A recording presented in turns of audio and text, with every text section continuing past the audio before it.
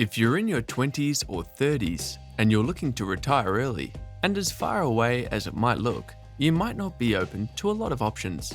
But one of the best ways is to invest your way towards financial independence. Welcome to Dollars and Bills. It is quite straightforward that to live a happy and prosperous life, you actually need a lot of wealth. And one of the best ways to achieve financial freedom is to invest. You'll be a lot more wealthy if you start to invest early. Here's an example that might help you understand better. Let's just say that you're embarking on your investing journey at 25 years old. Then you invest a stable amount of $500 per month. You'll see that by the time you turn 60, you will have more than $2.6 million in your bank account. That's more than enough to enjoy your retirement. But as you all know, this is not something new, and we keep on hearing about investment. But it is still the best way to earn large profits and live a carefree life. In today's video, we'll discuss some assets that you should lock your eyes on for large profits. Startup business. Invest in a startup business while you're young. One reason to invest in startup businesses is that you'll have unlimited returns, and interestingly, you'll have the capacity to earn as much as you can. Investing in a startup from its budding stage will be more beneficial to the investor as it will yield more profit and share stakes in the startup, unlike if invested late. If one invests early in a startup, it not only confirms higher returns, but also ensures the investor makes decisions and advice in the startup. Investing in a startup has its risks, but if the startup succeeds, it will yield more returns than the initial capital provided. To be honest, investing in startups can be a great way to accumulate wealth in the longer run. You never really know when the startup can boom, and so will your share in the business. You can also be an angel investor by giving the startup business a convertible note, and once they agree to all your reservations, they can acquire the loan in return for you gaining a good chunk of the profits. You can also try your luck through crowdfunding. There are multiple crowdfunding companies with multiple startup ideas. But remember that you should only invest once you've researched about the founder and the story behind the startup.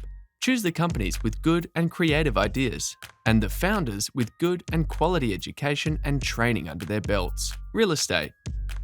You guessed it right. Real estate is one of the best places to throw your money in. It hardly goes wrong with real estate. Real estate is one of the best assets for financial growth due to multiple reasons. To begin with, there is always a deficit in housing, and real estate assets almost always appreciate in value. The first step in real estate investing is purchasing your own home. Firstly, owning a residential property will reduce your expenses, such as rent. Once you have your own property, you can look towards expanding your repertoire and buying other commercial properties. These can be multi-unit homes, townhouses, and office buildings. If you are not able to invest in the real estate market directly, there are always other options available. Options such as crowdfunding. You can start investing from $500 and grow gradually, instead of starting directly with big sums. It works collectively. The money you invested will be collectively invested along with the amount invested by other investors. These investments are known as REITs, Real Estate Investment Trusts. Education. Research tells us that your 20s and 30s are the best times to acquire new knowledge. This is the best time for you to learn about new things. You can acquire new knowledge and grow mentally.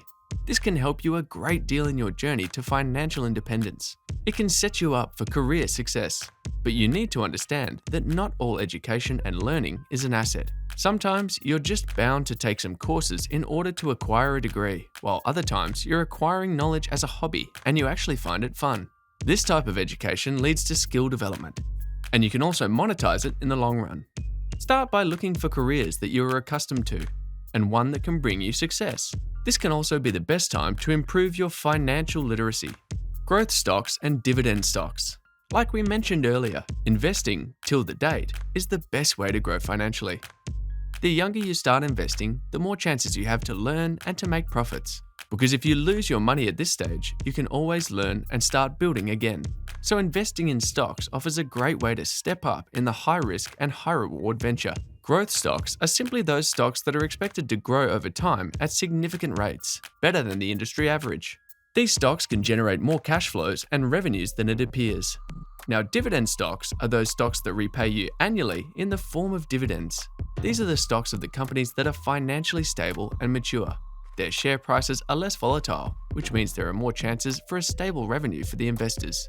Dividend stocks should be included in your portfolio at a very young age. They can provide you with the opportunity to earn a stable income over a long period of time, provided the companies keep on performing well. Exchange-traded funds. Your investing journey is more or less void without the ETFs. They are actually the baskets of security with multiple assets. They are quite similar to index funds. Basically, they hold multiple assets, unlike the standard stocks, which hold only one. They trade like stocks. That means that investors can buy and sell shares on an exchange. They are quite versatile, which makes them quite handy for young investors. Either in broad markets like the S&P 500 or in sectors such as technology and health, and even subsectors up to a limited extent such as social media and robotics. Household items. You might not consider a new refrigerator or laptop a way to boost your net worth, but consider the big picture. Just like when buying a vehicle, it pays to buy the best quality, longest-lasting products you can afford, while also considering the rate at which these items depreciate. Constantly paying repair bills and replacing appliances can be a costly endeavor, but buying quality items boosts your net worth because it leaves more money in the bank. To determine which brands and models are the best investment, read reviews, compare products, and find the best deals. Economic goods.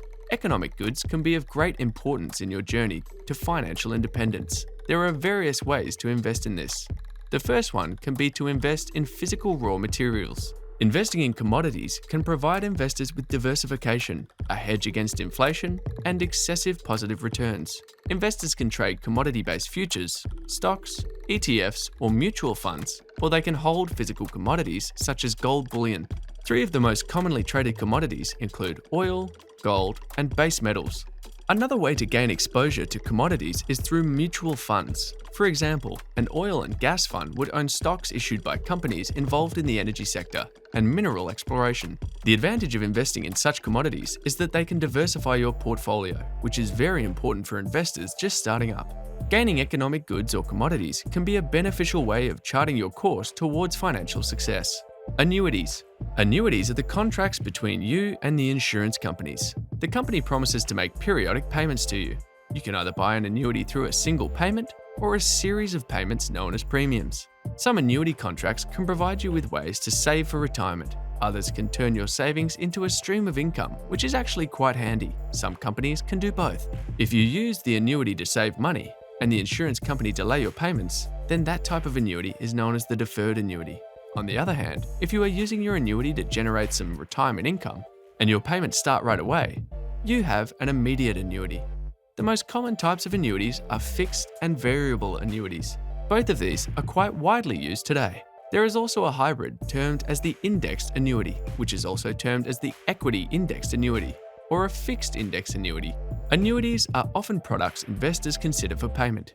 However, annuities can come with various charges, such as mortality charges and administrative fees. They can also lead to high commissions, reaching 7% or more. What asset are you planning to invest in? Well, if you're planning to invest in assets soon, make sure you take this list into account. That was all for today. Make sure you press the like and subscribe button so that you stay updated with all the latest happenings in the world of finance.